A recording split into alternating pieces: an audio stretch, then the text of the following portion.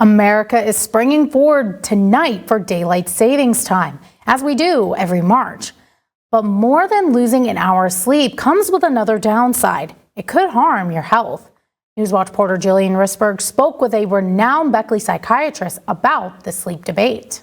Many studies say that daylight savings time doesn't work well, from younger children having to adjust to going back to school early, to chemical changes with one's inner clock, to more automobile accidents and more inpatient hospital admissions soon after the time change. There has been incidences of more heart attacks, more strokes, more stress, related issues. So I think, there is a lot of debate about it. And right now, I think that about last I heard, over 63% of the population is not in favor of it. Dr. Ahmed Fahim says if you take into consideration a portion of the population who have the capacity and ability to adjust their sleep cycle and clock and are healthy enough to do that, it would be fine. But we're dealing with people who have chronic sleep problems. Who have had major difference even with the loss of an hours of sleep.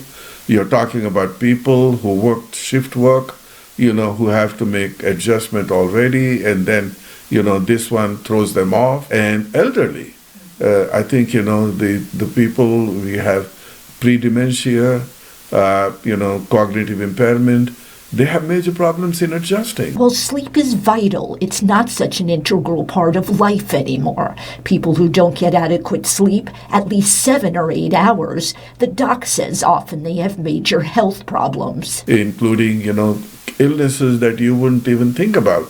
Obesity, diabetes, high blood pressure, cardiac issues. Ordinary things which can be fixed, like sleep apnea, has been now shown to be a major health hazard. They don't have adequate amount of sleep. When it comes to the physiological phenomenon of the inner clock, Dr. Fahim says not everybody's clock is going to adjust that way. If you give people a process to regulate their sleep, it makes sense. But the majority of the people don't want their clock to be disturbed that way. And for what purpose? Show me statistics which has shown clear-cut, sort of evidence that by this daylight saving time, it has made a big economic difference. It has made a big, difference in the functioning of an institution or whatever. Then I think that will be more convincing debate to have. In Beckley, Jillian Risberg reporting for Newswatch. With daylight savings, the U.S. Consumer Product Safety Commission wants to remind you to change the batteries in your smoke and carbon monoxide alarms.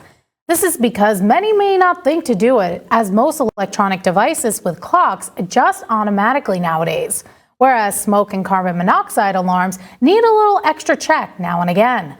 Changing them will help keep you and your family safe.